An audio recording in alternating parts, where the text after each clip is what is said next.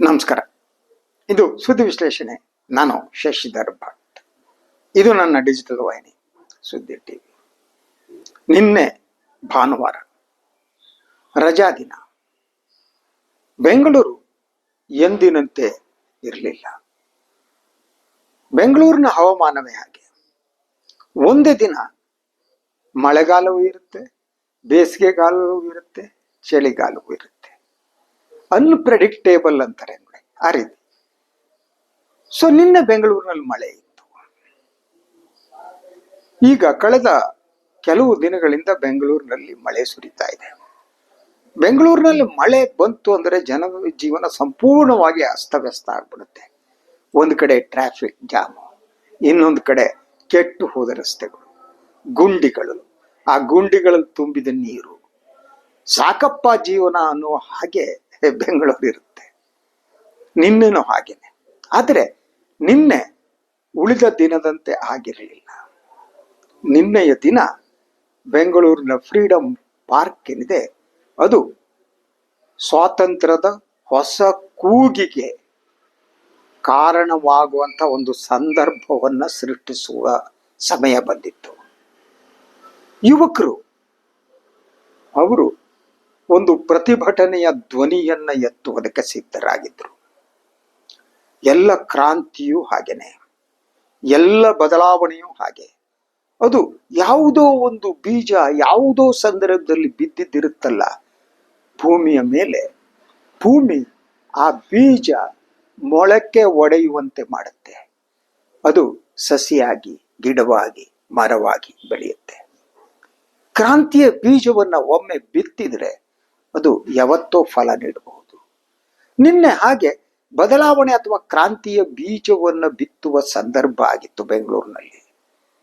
ಯುವಕರು ಎದ್ದು ನಿಲ್ಲಬೇಕಾದಂತಹ ಸಂದರ್ಭ.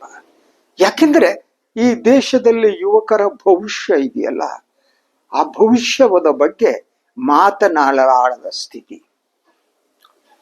ನಾನು ಇಷ್ಟೆಲ್ಲ ಹೇಳ್ತಾ ಇರುವುದು ನಿನ್ನೆ ಬೆಂಗಳೂರಿನಲ್ಲಿ ನಡೆದಂತಹ ಕಾಕ್ರೋಚ್ ಪಾರ್ಟಿ ಏನಿದೆ ಅದರ ಕಾರ್ಯಕ್ರಮಕ್ಕೆ ಸಂಬಂಧಪಟ್ಟ ಹಾಗೆ.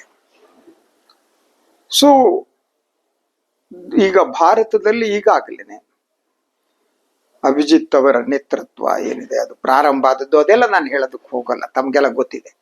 ಸಾಮಾಜಿಕ ಜಾಲತಾಣ ಎಂತಹ ಪವರ್ಫುಲ್ ಆದ್ದು, ಒಂದು ಎಷ್ಟು ಶಕ್ತಿಯುತವಾದದ್ದು ಅನ್ನೋದು ಗೊತ್ತಾದ್ದೇ. ಈಗ ವಿದೇಶದಲ್ಲಿರುವ ಒಬ್ಬ ಹುಡುಗ ದೇಶದ ಬಗ್ಗೆ ಕನಸು ಕಟ್ಟಿಕೊಂಡು ಬರೋದಿದೆಯಲ್ಲ, ಅದು ಸಾಮಾನ್ಯವಾದುದಲ್ಲ. ಯಾಕೆಂದ್ರೆ ವಿದೇಶದಲ್ಲಿ ಬದುಕುವ ಒಬ್ಬ ಹುಡುಗನಿಗೆ ಅಮೇರಿಕಾದಲ್ಲೋ ಇಂಗ್ಲೆಂಡ್ನಲ್ಲೋ ಅವನ ಬದುಕು ಅಲ್ಲಿ ಸುಭದ್ರವಾಗಿರುತ್ತೆ. ಆದರೆ ನನ್ನ ದೇಶದಲ್ಲಿ ಏನಾಗ್ತಾ ಇದೆ ಅನ್ನುವ ಪ್ರಶ್ನೆ ಅವನಿಗೆ ಕಾಡೋದಕ್ಕೆ ಪ್ರಾರಂಭ ಆದ್ರೆ ಆತ ನಿಜವಾದ ದೇಶಭಕ್ತ ಆಗ್ತಾನೆ. ಸೊ ಇಡೀ ಈ ನಿನ್ನೆಯ ಒಂದು ಕಾರ್ಯಕ್ರಮ ಏನಿದೆ ಅದರ ಬೀಜ ಎಲ್ಲೋ ಇದ್ದದ್ದು ಅಂತ ನಾನು ಅದ್ರದ್ದು ಕೆಲವು ವಿವರಗಳನ್ನು ಕೂಡ ನಾನು ಇಲ್ಲಿ ತೆಗೆದುಕೊಂಡು ಬಂದಿದ್ದೇನೆ ತಮಗೆ ಅದು ತಿಳಿಸೋದಕ್ಕಾಗಿ. ಯಾಕೆಂದ್ರೆ ನಾನು ಹೇಳಬೇಕಾದ್ದು ವ್ಯತ್ಯಾಸ ಆಗಬಾರ್ದು ಅನ್ನುವ ಕಾರಣಕ್ಕಾಗಿ ನಾನು ಕೆಲವು ಅಂಶಗಳನ್ನ ಇದು ಮಾಡ್ಕೊಂಡಿದೆ. ಸೊ ಒಂದು ಕಾಕ್ರೋಚ್ ಅನ್ನುವ ಹೆಸರು ಹೇಗೆ ಬಂತು ಏನು ಅನ್ನೋದು ನಿಮಗೆ ಗೊತ್ತಿದೆ, ಎಲ್ಲರಿಗೂ ಗೊತ್ತಿದೆ. ಅದು ಸನ್ಮಾನ್ಯ ಗ್ರೇಟ್ ಸುಪ್ರೀಂ ಕೋರ್ಟ್ ನ್ಯಾಯಾಧೀಶರು ಹೇಳೋದ್ರಿಂದ. ಸೊ ಪ್ರತಿಭಟನೆ ಶುರುವಾದದ್ದು ಯಾಕೆ ಅಂತ.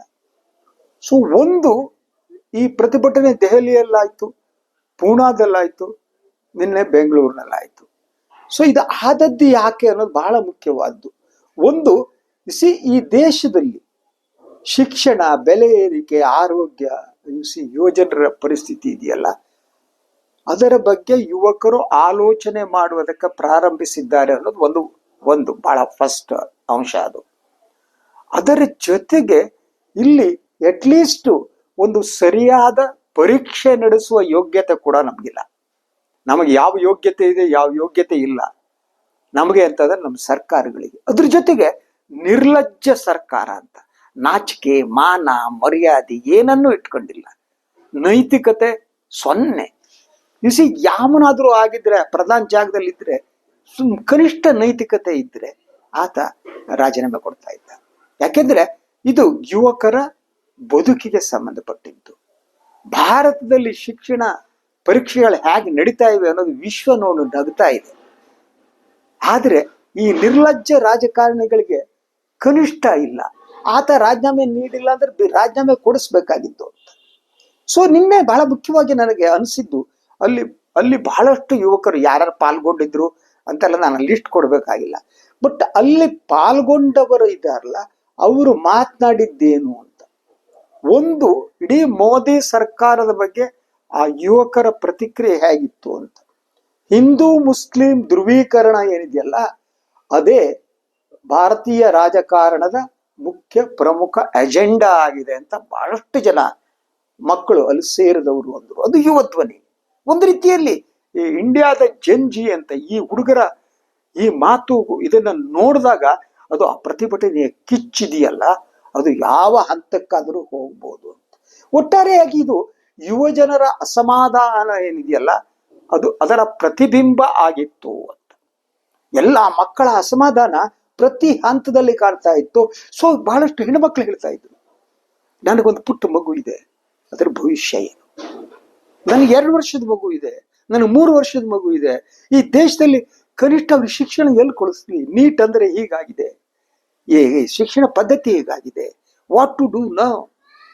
ಏನ್ ಮಾಡೋಣ ನಾವು? ಅವರ ಆ ಒಂದು ಆತಂಕ ಇದೆಯಲ್ಲ, ಆತಂಕ ಸರ್ಕಾರಕ್ಕೆ ತಟ್ಟಬೇಕಾಗಿತ್ತು. ಆದ್ರೆ ಅದು ಯಾವುದೂ ಇಲ್ಲದೆ ಅದಕ್ಕೆ ವಿದೇಶಿ ಪಿತೂರಿ, ವಿದೇಶದವರು ಇದರಲ್ಲಿದ್ದಾರೆ, ಇದ್ದಕ್ಕಿದ್ದ ಹಾಗೆ ದೇಶಭಕ್ತಿ ರಾಷ್ಟ್ರಭಕ್ತಿ ಅನ್ನುವ ಅಂಶವನ್ನು ತಂದು ಪ್ರತಿಭಟಿಸಿದಂತಹ ವ್ಯಕ್ತಿ ಇದಾರಲ್ಲ, ಅವ್ರನ್ನ ರಾಷ್ಟ್ರದ್ರೋಹಿ ಅಂತ ಹಣೆಪಟ್ಟ. ಯಾರೋ ವಿದೇಶದವರಿದ್ದಾರೆ, ಪಾಕಿಸ್ತಾನದವರಿದ್ದಾರೆ, ಈ ರೀತಿ ಹೇಳುವ ಮೂಲಕ ಇಂಡಿಯಾ ಪಾಕಿಸ್ತಾನವನ್ನು ತರೋದು, ಅದು ಅವರ ಸರ್ವೈವಲ್ ಮಾಡೋದು ಅಂತ. ಈಗ ಅವರು ಸರ್ವೈವ್ ಆಗುವುದು ಕಷ್ಟ, ಸರ್ವೈವ್ ಆಗುವ ಸ್ಥಿತಿ ಇಲ್ಲ. ಇಂಥ ಕ್ರಾಂತಿಗಳಿವೆಯಲ್ಲ, ಬದಲಾವಣೆಯ ಕ್ರಾಂತಿಗಳಿದೆಯಲ್ಲ, ಅದು ಒಂದಾದ್ಮೇಲೆ ಒಂದು ಬರುತ್ತೆ. ನನ್ನ ಬದುಕಿನಲ್ಲಿ ನಾನು ವಿದ್ಯಾರ್ಥಿ ಆಗಿದ್ದಂಥ ಸಂದರ್ಭದಲ್ಲಿ ಆಗ ಎಮರ್ಜೆನ್ಸಿಯ ವಿರುದ್ಧದ ಪ್ರತಿಭಟನೆಗಳು ನಡೆದು, ಆ ಪ್ರತಿಭಟನೆಯಲ್ಲಿ ವಿದ್ಯಾರ್ಥಿಯಾಗಿದ್ರು ನಾನು ಪಾಲ್ಗೊಂಡಿದ್ದೆ. ಇಂದಿರಾ ಗಾಂಧಿ ಅವರ ವಿರುದ್ಧ ನಡೆದಂತಹ ಡೆಮೋಕ್ರಸಿಯನ್ನ ಅವರು ನಾಶಪಡಿಸಿದ ಪರಿಯ ವಿರುದ್ಧ ಧ್ವನಿ ಎತ್ತಿದವನು ನಾನು ವಿದ್ಯಾರ್ಥಿ ಆಗಿದ್ದಾಗ್ಲೇನೆ. ಬಹುತೇಕ ಎಮರ್ಜೆನ್ಸಿ ವಿರುದ್ಧ ನಡೆದ ಎಲ್ಲ ಸಭೆಗಳಲ್ಲಿ ನಮ್ಮೂರಿನಲ್ಲಿ ಪಾಲ್ಗೊಂಡಿದ್ದೇನೆ. ಅದಾದ ಮೇಲೆ ಸಾಹಿತ್ಯಿಕ ಚಳವಳಿಗಳಲ್ಲೂ ಕೂಡ ನಾನು ಗುರುತಿಸ್ಕೊಂಡಿದ್ದೇನೆ. ಬಂಡಾಯ ಸಾಹಿತ್ಯ ಚಳವಳಿಗಳಲ್ಲಿ ಜಿಲ್ಲಾ ಬಂಡಾಯ ಸಾಹಿತ್ಯ ಸಮ್ಮೇಳನಗಳನ್ನೆಲ್ಲ ಮಾಡಿದವರು ನಾನು. ಅದಾದ್ಮೇಲೆ 80ರ ದಶಕದಲ್ಲಿ ಪತ್ರಿಕೋದ್ಯಮಕ್ಕೆ ಬಂದ ಮೇಲೆ 3 ಜನಪರ ಚಳವಳಿಗಳಲ್ಲಿ ನಾನು ಗುರುತಿಸ್ಕೊಂಡಿದ್ದೇನೆ. ಕನ್ನಡ ಚಳವಳಿ ಬೆಂಬಲ ಕೊಟ್ಟವನು ನಾನು ಪತ್ರಿಕೋದ್ಯಮಿಯಾಗಿ, ರೈತ ಚಳವಳಿಗೆ ಬೆಂಬಲ ಕೊಟ್ಟವನು ನಾನು, ದಲಿತ ಚಳವಳಿಗೆ ಬೆಂಬಲ ಕೊಟ್ಟವನು ನಾನು. 3 ಚಳವಳಿಗಳಿಗೆ ನಾನು ಬೆಂಬಲ ಕೊಟ್ಟವನಾಗಿದ್ದೇನೆ. ಆಗ ಆ ಸಂದರ್ಭದಲ್ಲಿ ನನಗೆ ಯಾರು ಕೂಡ ದೇಶದ್ರೋಹಿ ಅಂತ ಹೇಳಲಿಲ್ಲ, ರಾಷ್ಟ್ರದ್ರೋಹಿ ಅಂತ ಹೇಳಲಿಲ್ಲ, ಇನ್ಯಾರ್ದೋ ಕಾಸು ತಗೊಂಡಿದೀಯಾ ಅಂತ ಹೇಳಿಲ್ಲ, ಇಂಥವ್ರ ಏಜೆಂಟ್ ಅಂತ ಹೇಳಿಲ್ಲ. ಅಂತಹ ವಾತಾವರಣ ಇತ್ತು. ಇವತ್ತು ನೀವು ಚಳವಳಿಗೆ, ಯಾವುದೋ ಚಳವಳಿಗೆ ಬೆಂಬಲ ಕೊಡಬೇಕು, ಕೊಟ್ರಿ ಅಂದ ತಕ್ಷಣ ನಿಮಗೆ ಬೇರೆ ಹಣೆಪಟ್ಟಿಯನ್ನು ಹಚ್ಚಲಾಗುತ್ತೆ. ನೀವು ಹೀಗೆ ರಾಷ್ಟ್ರದ್ರೋಹಿಗಳು, ನೀ ಯಾರತ್ತ ತಗೊಂಡಿದ್ದೀರಿ, ಕಾಸು ನಿಮ್ಗೆ ಅವನು ಕೊಟ್ಟಿದ್ದಾನೆ, ಇವನು ಕೊಟ್ಟಿದ್ದಾನೆ. ಈ ಜಗತ್ನಲ್ಲಿ ಯಾರಿಗೂ ಕಾಸು ಕೊಡಲ್ಲ, ಅಥವಾ ನಾವು ಯಾರೋ ಕೈ ಒಡ್ಡುವ ಪತ್ರಕರ್ತರೋ ಅಲ್ಲ. ನನಗದರ ಅಗತ್ಯನೂ ಇಲ್ಲ. ನಾನು ಹೇಳಬೇಕಾದ್ದನ್ನ ಗಟ್ಟಿ ದನಿಯಲ್ಲಿ ಹೇಳುವಷ್ಟು ಪ್ರಾಮಾಣಿಕತೆ ಮತ್ತು ನೈತಿಕತೆಯನ್ನು ಉಳಿಸ್ಕೊಂಡವನು. ಯಾರ ಮನೆಯ ಎದುರು ಹೋಗಿ ನಿಂತವನು ಅಲ್ಲ, ಯಾರಿಂದ ನಾನು ಏನನ್ನು ಪಡೆದವನು ಅಲ್ಲ. ಅದನ್ನ ಸ್ಪಷ್ಟಪಡಿಸ್ತೀನಿ. ಯಾಕೆಂದ್ರೆ ನನಗೆ ನನ್ನ ಫ್ರೀಡಮ್ ಬಹಳ ಮುಖ್ಯ. ನನಗೆ ಟೀಕೆ ನಾನು ಯಾವುದು ಸರಿಯಲ್ಲ ಅನ್ಸುತ್ತೋ ಸರಿಯಲ್ಲ ಅಂತ ಹೇಳ್ತೀನಿ. ಬಿಡದಿ ಯೋಜನೆ ಬಗ್ಗೆ ಇವತ್ತು ಬೆಳಗ್ಗೆನೆ ನಾನು ಒಂದು ವಿಶ್ಲೇಷಣೆ ಹಾಕಿದ್ದೀನಿ. ನಾನು ಅದನ್ನು ವಿರೋಧ ಮಾಡಿದ್ದೀನಿ. ಯಾಕಂದ್ರೆ ನಾನು ರೈತರ ಪರ ಆಗಿರುವುದರಿಂದ ಅದು ನನ್ನ ಧರ್ಮ. ಹಾಗೇನೆ ಸೊ ನನಗೆ ಈ ಯುವಕರು ನಡೆಸ್ತಾ ಇರುವಂಥ ಈ ಕಾಕ್ರೋಚ್ ಪಾರ್ಟಿ ಇದೆಯಲ್ಲ, ಇದು ಬದಲಾವಣೆಗಾಗಿ ಈ ದೇಶದ ನೆಲದ ಒಳಗಡೆ ಬಿತ್ತಿರುವ ಒಂದು ಬೀಜ ಅಂತ. ಅದು ಮೊಳಕೆ ಓಡೋದು ದೊಡ್ಡದಾಗುವ ಎಲ್ಲ ಲಕ್ಷಣಗಳು ನನಗೆ ಸ್ಪಷ್ಟವಾಗಿ ಗೋಚರಿಸ್ತವೆ. ಆದ್ರಿಂದ ಈ ಕಾಕ್ರೋಚ್ ಈ ಪ್ರತಿಭಟನೆಗೆ ದೆಹಲಿ ನಡುಗ್ತಾ ಇದೆ, ತೋರಿಸ್ತಾ ಇಲ್ಲ ಅವರು. ಅವ್ರು ನಡುಗ್ತಾ ಇದ್ದಾರೆ, ಭಯ ಇದೆ. ಆದ್ರಿಂದ ಯಾವ ರೀತಿ ದೇಶಭಕ್ತರು, ಈ ದೇಶ ವಿರೋಧಿಗಳು ಅಂತ ಹೇಳಬೇಕು ಅಂತ. ಈಗಾಗಲೇ ಸೋನಂ ವಾಂಗ್ಚುಕ್ ಅವರು ನಿನ್ನೆ ಬೆಂಗಳೂರಿನಲ್ಲಿ ಪಾಲ್ಗೊಂಡಿದ್ರು. ಅವರನ್ನ ಸುಮಾರು 6 ತಿಂಗಳ ಕಾಲ ಜೈಲಿಗೆ ಹಾಕಿತ್ತು ದೆಹಲಿಯ ಪ್ರಭುತ್ವ. ಅಂಥ ಪರಿಸರ ಹೋರಾಟಗಾರ, ಲಡಾಖ್ಗಾಗಿ ಜೀವ ಬಿಡುವಂತ ಒಬ್ಬ ವ್ಯಕ್ತಿಯನ್ನ ಅವನಿಗೂ ದೇಶದ್ರೋಹಿ ಅನ್ನೋದು ಯಾರು ಪ್ರಶ್ನಿಸ್ತಾರೆ? ನಿನ್ನೆ ಸಭೆಯಲ್ಲಿ ಪಾಲ್ಗೊಂಡ ಯುವಕರು ಹೇಳಿದ ಕೆಲವು ಮಾತುಗಳು ನನಗೆ ಆಶಾದಾಯಕ ಅಂತ ಅನಿಸ್ತು. ಸೊ ಮೊದಲು ಒಬ್ಬ ಹುಡುಗ, ಅವರೆಲ್ಲ ಉತ್ತರ ಕರ್ನಾಟಕದ ಕಡೆ ಹುಡುಗ, ಅವನೊಂದು ಮಾತನ್ನ ಹೇಳ್ದ. ಏನು ಅಂತ ಅಂದ್ರೆ, ಎಲ್ಲಿಯವರೆಗೆ ನಾವು ಪ್ರಶ್ನಿಸುವುದಿಲ್ವೋ ಅಲ್ಲಿಯವರೆಗೆ ನಾವು ಜನತಂತ್ರವನ್ನು ಉಳಿಸಕ್ ಸಾಧ್ಯ ಇಲ್ಲ. ನಾವು ವ್ಯವಸ್ಥೆಯನ್ನ ಪ್ರಶ್ನಿಸಬೇಕು, ರಾಜಕಾರಣಿಗಳನ್ನ ಪ್ರಶ್ನಿಸಬೇಕು. ನನಗೆ ಆ ಮಾತು ಕೇಳಿ ತುಂಬಾ ಸಂತೋಷ ಆದ್ದು. ಯಾಕೆಂದ್ರೆ ನಾವು ಪತ್ರಿಕೋದ್ಯಮಿಗಳು ಮಾಡಬೇಕಾದ ಕೆಲಸ ಕೂಡ ಪ್ರಶ್ನಿಸುವುದೇ ಆಗಿದೆ. ಆದರೆ ಇವತ್ತು ಪ್ರಶ್ನಿಸುವುದು ನಿಂತು ಹೋಗ್ಬಿಟ್ಟಿದೆ ಅಂತ.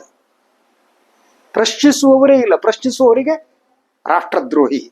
ನೀವು ಮೋದಿ ಅವ್ರನ್ನ ಪ್ರಶ್ನಿಸಿದ ತಕ್ಷಣ ನೀವು ದೇಶದ್ರೋಹಿ. ಮೋದಿ ಬೇರೆ, ದೇಶ ಬೇರೆ ಕಣ್ರಿ. ಮೋದಿಯೇ ದೇಶ ಅಲ್ಲ, ಬಿಜೆಪಿನೇ ದೇಶ ಅಲ್ಲ. ಈ ಕನಿಷ್ಠ ಜ್ಞಾನವೂ ಇಲ್ಲದೆ ಈ ಭ್ರಮೆಯಲ್ಲಿ ಜನ ಬದುಕುವಂತ ಕಾಲಘಟ್ಟದಲ್ಲಿ ನಾವಿದ್ದೀವಿ ಅಂತ.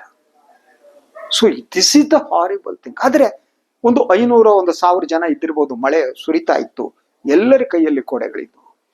ಆ ಕೊಡೆ ಹಿಡಿದಿರುವುದು ಕೂಡ ಕೇವಲ ಮಳೆಯನ್ನ ತಡೆಯುವುದಕ್ಕಾಗಿ ಆಗಿರಲಿಲ್ಲ. ಆ ಕೊಡೆಗಳು ಕೂಡ ಈ ದೇಶದ ಈ ಒಂದು ಪ್ರಭುತ್ವದ ದೌರ್ಜನ್ಯವನ್ನ ತಡೆಯುವ ಒಂದು ಅಸ್ತ್ರವಾಗಿ ನನಗೆ ಕಾಣ್ತಾ ಇತ್ತು. ಅಲ್ಲಿದ್ದ ಮಕ್ಕಳ ಕಣ್ಣುಗಳಲ್ಲಿರುವಂಥ ಆತಂಕ, ಕಿಚ್ಚು, ಅದರ ಜೊತೆಗೆ as we should do it, ದೇಶದ ಭವಿಷ್ಯ ಇಲ್ಲೇ ಇರಬಹುದು ಅಂತ ನನಗನ್ಸೋಕ್ ಪ್ರಾರಂಭ ಆಗಿತ್ತು. ಅವ್ರು ಯಾವುದೇ ರಾಜಕೀಯ ಪಕ್ಷದ ಏಜೆಂಟ್ ಆಗಿರ್ಲಿಲ್ಲ, ರಾಜಕೀಯ ಅವರಿಗೆ ಮುಖ್ಯನೂ ಆಗಿರ್ಲಿಲ್ಲ.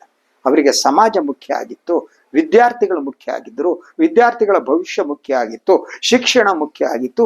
ಈ ದೇಶ ಎಲ್ಲರೂ ಸಮಾನವಾಗಿ ಬದುಕುವಂತ ಒಂದು ವಾತಾವರಣ ಸೃಷ್ಟಿ ಆಗ್ಬೇಕು ಅಂತ ಒಬ್ಬ ಹುಡುಗ ಹೇಳ್ತಾ ಇದ್ದ. ಅದು ಕೂಡ ನನಗೆ ಬಿಸಿ ಹೇಗೆ ಅಂತಂದ್ರೆ, ಮೋದಿಯವರು ಬಂದಂತ ಸಂದರ್ಭದಲ್ಲಿ 2014 ನಾನು ಮೋದಿಯವರ ಭಾಷಣವನ್ನ ಕೇಳೋದಕ್ಕೆ ಓಡ್ ಹೋಗ್ತಿದ್ದೆ, ಕೈಯಲ್ಲಿ ಧ್ವಜ ಹಿಡಿದುಕೊಂಡು ಮೋದಿ ಜೈ ಜೈ ಅಂತ ಹೇಳ್ತಿದ್ದೆ.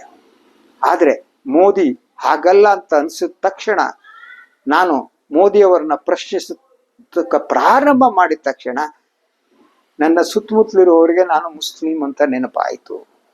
ಇದ್ದಕ್ಕಿದ್ದಾಗೆ ಹಿಂದೂ ಮುಸ್ಲಿಮನ್ನ ತರೋದಕ್ಕೆ ಪ್ರಾರಂಭ ಮಾಡಿದ್ದಾರೆ ಅನ್ನೋ ಮಾತು. ಅದು ನೋವಿನ ಮಾತಾಗಿತ್ತು, ಅದು ದುಃಖದ ಮಾತಾಗಿತ್ತು. ಈ ದೇಶ ಯಾವ ಹಂತಕ್ಕೆ ತಲುಪಿದೆ ಅನ್ನುವುದರ ಸೂಚನೆ ಅವರ ಮಾತಿನಲ್ಲಿ ದೊರಕ್ತಾ ಇತ್ತು. ಹೆಣ್ಣು ಮಕ್ಕಳುಗಳು ಹಾಗೆ, ಅದರಲ್ಲಿ ಬಹಳಷ್ಟು ಹೆಣ್ಣು ಮಕ್ಕಳುಗಳು ಒಂದು ಹಂತದಲ್ಲಿ ಮೋದಿ ಭಕ್ತರಾಗಿದ್ದವರು, ಈಗ ಪರಿವರ್ತನೆಯನ್ನ ಅವರು ಬಯಸ್ತಾ ಇದ್ರು. ಅವರೆಲ್ಲ ಮಾತನಾಡ್ತಾ ಇದ್ರು. ಪ್ರಕಾಶ್ ರೈ ಇದ್ರು, ದಟ್ ಅಭಿಜಿತ್ ಅವರಿದ್ರು, ಸೋನಂ ವಾಂಗ್ಚುಕ್ ಎಲ್ಲರೂ ಇದ್ರು. ಅಲ್ಲಿ ಬಂದಂಥವ್ರು ಇದ್ದಾರಲ್ಲ, ಅವ್ರು ಕೇವಲ ಬೆಂಗಳೂರಿನವ್ರು ಆಗಿರ್ಲಿಲ್ಲ. ರಾಜಕೀಯ ಪಕ್ಷಗಳಾಗೆ ಕರ್ಕೊಬರೋದಕ್ಕೆ ಯಾರೋ ವಾಹನದ ವ್ಯವಸ್ಥೆ ಮಾಡಿರ್ಲಿಲ್ಲ. ಬಹಳಷ್ಟು ಜನ ಉತ್ತರ ಕರ್ನಾಟಕದಿಂದಲೂ ಬಂದಿದ್ರು, ಬೇರೆ ಬೇರೆ ಜಿಲ್ಲೆಗಳಿಂದ ಬಂದಿದ್ರು. ಅವರ ಒಳಗಡೆ ಒಂದು ಕಿಚ್ಚಿತ್ತು ಅಂತ. ಆ ಕಿಚ್ಚು ಬಹಳ ಸ್ಪಷ್ಟವಾಗಿ ಅವರ ಕಣ್ಣುಗಳಲ್ಲಿ, ಅವರ ಬಾಡಿ ಲ್ಯಾಂಗ್ವೇಜ್ ನಲ್ಲಿ, ಅವರ ಮಾತಿನಲ್ಲಿ ಕಾಣ್ತಾ ಇತ್ತು. ಈ ದೇಶ ಉಳಿಯುವುದು ಅಂತ ಯುವಕರಿಂದ. ಒಂದು ಪ್ರಶ್ನೆ, ಇದು ಜಂಜಿ ರೀತಿಯ ಯುವಕರ ದೊಡ್ಡ ಪ್ರತಿಭಟನೆಯಾಗಿ ಇದು ಹೊರಗಡೆ ಬರುತ್ತಾ ಅಂತ. ಆ ಸಾಧ್ಯತೆಗಳಿದ್ದೇವೆ. ಎಲ್ಲಿಯವರೆಗೆ ಈ ಸರ್ಕಾರ ನಿರ್ಲಜ್ಜವಾಗಿ ವರ್ತನೆ ಮಾಡುತ್ತೋ ಅಲ್ಲಿವರೆಗೆ ಆ ಚಾನ್ಸಸ್ ಜಾಸ್ತಿ ಆಗುತ್ತೆ. ಧರ್ಮೇಂದ್ರ ಪ್ರಧಾನ್ ಅವರ ಊರ್ನ ಒಡಿಸ್ಸಾದಿಂದ ಬಂದ ಒಬ್ಬ ಹುಡುಗ ಮಾತನಾಡ್ತಾ ಇದ್ದ. ಆತ ಏನ್ ಮಾಡ್ತಾ ಇದ್ದ ಒಡಿಸ್ಸಾದಲ್ಲಿ ಅಂತ. ಯಾವುದೇ ಶೈಕ್ಷಣಿಕ ಹಿನ್ನೆಲೆ ಇಲ್ಲ, ಗೊತ್ತಿಲ್ಲ, ಅಭಿವೃದ್ಧಿ ಗೊತ್ತಿಲ್ಲ, ಶಿಕ್ಷಣ ಗೊತ್ತಿಲ್ಲ, ಏನನ್ನೂ ಮಾಡದ, ಏನನ್ನೂ ಗೊತ್ತಿಲ್ಲದ ಒಬ್ಬ ವ್ಯಕ್ತಿಯನ್ನ ಶಿಕ್ಷಣ ಸಚಿವರನ್ನಾಗಿ ಮೋದಿ ಅಂಡ್ ಅಮಿತ್ ಶಾ ಮಾಡಿದ್ದಾರೆ ಅನ್ನೋ ಮಾತನ್ನ ಆತ ಹೇಳ್ತಾ ಇದ್ದ. ಸೊ ಅಂದ್ರೆ ನೀವು ಇಲ್ಲಿಯವರೆಗೆ ಮಾಡ್ತಾ ಬಂದಂತಹ ರಾಜಕಾರಣ ಇದೆಯಲ್ಲ, ಧರ್ಮವನ್ನ ಒಂದು ಪ್ರಮುಖ ಅಸ್ತ್ರವನ್ನಾಗಿ ಮಾಡಿಕೊಂಡ ರಾಜಕಾರಣ, ಅದು ಹೆಚ್ಚು ಕಾಲ ನಡೆಯುವ ಚಾನ್ಸಸ್ ಕಾಣ್ತಾ ಇಲ್ಲ. ಈ ಚಳವಳಿ ಏನಿದೆ ಇದು ಹೊಸ ಕನಸುಗಳ ಒಂದು ಮೊದಲ ಹೆಜ್ಜೆಯಾಗಿ ನನಗೆ ಕಾಣುತ್ತೆ. ಇದೊಂದು ಹೊಸ ಕ್ರಾಂತಿಗೆ, ಹುಟ್ಟಿಗೆ ಕಾರಣ ಆಗ್ಬೋದು. ಆದ್ದರಿಂದ ಇದಕ್ಕೆ ಕೈ ಜೋಡಿಸಬೇಕಾದ್ದು ಪ್ರತಿಯೊಬ್ಬರ ಕರ್ತವ್ಯ. ಅದಕ್ಕಿಂತ ಮೊದಲು ಬಹಳ ಪ್ರಶ್ನಿಸಬೇಕಾದ್ದಿದೆಯಲ್ಲ. ಬಹಳಷ್ಟು ಜನ ಹೇಳಿದಾಗ ನಾವು ಪ್ರಶ್ನಿಸುವುದನ್ನು ಕಲಿಬೇಕು. ಪ್ರಶ್ನಿಸುವುದನ್ನು ಕಲಿತಾಗ ಮಾತ್ರ ಸಮಾಜ ಆರೋಗ್ಯಪೂರ್ಣವಾಗಿರುತ್ತೆ. ನಮಗೆ ಪ್ರಶ್ನಿಸುವುದೇ ಸಾಧ್ಯ ಆಗದಿದ್ರೆ ಆ ಸಮಾಜ ಹೆಣವಾಗಿ ಕೊಳಿತಾ ಇರುತ್ತೆ. ಎಲ್ಲಿ ಕೇವಲ ಅಭಿಮಾನಿಗಳಿದ್ದಾರೋ ಅಲ್ಲಿ ಬೆಳವಣಿಗೆ ಇರಲ್ಲ. ಅಭಿಮಾನ ಅನ್ನುವುದು ಬೆಳವಣಿಗೆಯನ್ನು ಕೊಲ್ಲುತ್ತೆ. ನಾವು ಯಾರದೇ ಅಭಿಮಾನಿ ಆಗಕೂಡದು ಅಂತ. ಅಭಿಮಾನ ಎನ್ನುವುದು ನಿಮ್ಮ ವೈಚಾರಿಕತೆಯನ್ನು ನಾಶಪಡಿಸುತ್ತೆ. ನೀವು ಯಾವಾಗ ವೈಚಾರಿಕತೆಯನ್ನು ಕಳೆದುಕೊಳ್ತೀರಿ ನೀವು ಸತ್ತ ಹೆಣವೇ, ನೀವೇನೇನೂ ಅಲ್ಲ. ನಾವು ಅಭಿಮಾನಿ ಅಂದ್ರೆ ಅವನು ಸತ್ತವನು ಅಂತಾನೆ ಅರ್ಥ. ಅಭಿಮಾನ ಅನ್ನುವುದೇ ಅದು ನಿಮ್ಮ ಆಲೋಚನೆಯನ್ನು ನಿಲ್ಲಿಸುತ್ತೆ ಅಂತ. ಪ್ರಶ್ನಿಸುವುದಿದೆಯಲ್ಲ, ಪ್ರಶ್ನಿಸುವುದು ನಮ್ಮನ್ನ ಬೆಳೆಸ್ತಾ ಹೋಗುತ್ತೆ. ಸಮಾಜವನ್ನ ಜೀವಂತವಾಗಿಡುವುದು ಪ್ರಶ್ನಿಸುವುದು. ಅದು ಇವತ್ತಿನ ಯುವಕರಿಗೆ ಗೊತ್ತಾಗಿರುವುದು ಬಹಳ ಮುಖ್ಯವಾದ್ದು. ಅದರ ಜೊತೆಗೆ ಈ ಒಂದು ಕಾಕ್ರೋಚ್ ಜನತಾ ಪಾರ್ಟಿ ಏನಿದೆ ಅದರ ಸಫಲತೆ ಇರುವುದು ಇದರಲ್ಲಿ ಅಂತ. ಯಾವುದರಲ್ಲಿ ಅಂದ್ರೆ ಪ್ರಶ್ನಿಸುವುದರಲ್ಲಿ. ಅದ್ರ ಜೊತೆಗೆ ಭಾರತದ ಯುವಕರು ಬದಲಾವಣೆಯನ್ನ ಬಯಸ್ತಿದ್ದಾರೆ ಅನ್ನೋದು, ಅದಕ್ಕೊಂದು ವಾತಾವರಣ ಸೃಷ್ಟಿ ಆಗ್ತಾ ಇದೆ. ಆದ್ರಿಂದ ಇದೇ ಪರಿಸ್ಥಿತಿ ಮುಂದುವರೆದ್ರೆ 2029ರಲ್ಲಿ ಇವತ್ತಿನ ಯಾರು ಪ್ರಭುತ್ವರಿದ್ದಾರೆ ಅವರು ಕಸದ ಬುಟ್ಟಿಗೆ ಹೋಗೋದು ನಿಶ್ಚಿತ. ಏನು ಬಾಂಗ್ಲಾದೇಶದಲ್ಲಾಯ್ತು, ನೇಪಾಳದಲ್ಲಾಯ್ತು, ಯುವಕರು ಇಂಡಿಯಾದಲ್ಲೂ ಕೂಡ ಎದ್ದು ನಿಲ್ಲುವ ಎಲ್ಲ ಲಕ್ಷಣ ನನಗೆ ಕಾಣಿಸ್ತಾ ಇದೆ. ಇದು ಆಶಾದಾಯಕವಾದ ಬೆಳವಣಿಗೆ ಅಂತ. ಈ ಚಳವಳಿಯನ್ನು ಹತ್ತಿಕ್ಕಾಗಲ್ಲ. ಪ್ರಭುತ್ವ ಅಂದ್ಕೊಳ್ಳುತ್ತೆ ನಾನು ಏನೇನೋ ಮಾಡಿ ಹತ್ತಿಕ್ ಬಿಡ್ತೀನಿ, ಅವ್ರಿಗೆ ಅವ್ರ ದೇಶದ್ರೋಹಿಗಳು ಅಂತೀನಿ, ಪಾಕಿಸ್ತಾನದ ಏಜೆಂಟ್ರು ಅಂತೀನಿ. ಅದೆಲ್ಲ ನಡೆಯುವ ಕಾಲ ಹೊರಟೋಗ್ತಾ ಇದೆ. ಅವರ ಧರ್ಮದ ಈ ಒಂದು ಅಸ್ತ್ರ ಇದೆಯಲ್ಲ, ವೆಪನ್ ಇದೆಯಲ್ಲ, ಅದು ತನ್ನ ಶಕ್ತಿಯನ್ನ ಕಳೆದುಕೊಳ್ತಾ ಇದೆ ಅಂತ ಜನರಿಗೆ ರಿಯಲೈಸ್ ಆಗ್ತಾ ಇದೆ. ಸೊ ಈ ದೇಶದಲ್ಲಿ ದಟ್ ಎಲ್ಲ ಧರ್ಮದವರು ಎಲ್ಲ ನಂಬಿಕೆಯವರು ಸಮಾನವಾಗಿ ಬದುಕಿದರೆ ಮಾತ್ರ, ಸಮಾನವಾಗಿ ಇದ್ರೆ ಮಾತ್ರ, ಸಮಾನವಾದ ಅವಕಾಶ ಇದ್ರೆ ಮಾತ್ರ ಈ ದೇಶ ಉಳಿಯುತ್ತೆ ಅನ್ನೋದಿದೆಯಲ್ಲ, ಅದು ಯುವಕರಿಗೆ ಗೊತ್ತಾಗ್ತಾ ಇದೆ. ಈ ಯುವಕರ ಜ್ಞಾನೋದಯ, ಈ ಜ್ಞಾನೋದಯ ಇದು ಸಾಮಾನ್ಯ ಆದುದಲ್ಲ. ಇದು ಎಂದು ಬೇಕಾದರೂ ಸ್ಫೋಟಗೊಳ್ಳಬಹುದು. ಅದು ಸ್ಫೋಟಗೊಂಡಾಗ ಪರಂಪರಾಗತ ಕೋಮುವಾದಿ ರಾಜಕಾರಣ ಮಾಡ್ತಿದ್ದವರು ಮುಳುಗು ಹೋಗ್ತಾರೆ. ಬೇರೆ ದಾರಿನೇ ಇಲ್ಲ. ನೀವು ಅದನ್ನೆಲ್ಲ ನೋಡ್ತೀವಿ ಅಂತ. Let's wait and see. ಇದು ಇವತ್ತಿನ ಸುದ್ದಿ ವಿಶ್ಲೇಷಣೆ. ಇನ್ನೊಂದು ವಿಚಾರದಾಗ ಮತ್ತೆ ಬರ್ತೀನಿ. ನನ್ನ ವಾಯನ್ ಲೈಕ್ ಮಾಡಿ, ಸಬ್ಸ್ಕ್ರೈಬ್ ಮಾಡಿ, ಬೆಲ್ ಐಕಾನ್ ಪ್ರೆಸ್ ಮಾಡೋದು ಮರಿಬೇಡಿ. ಹಾಗೇನೆ ಸಾಧ್ಯ ಆದರೆ ಸಹಾಯ ಮಾಡಿ ಸ್ವತಂತ್ರ ಪತ್ರಿಕೋದ್ಯಮವನ್ನು ಉಳಿಸಿ ನನ್ನನ್ನು ಆಶೀರ್ವದಿಸಿ. ನಮಸ್ಕಾರ.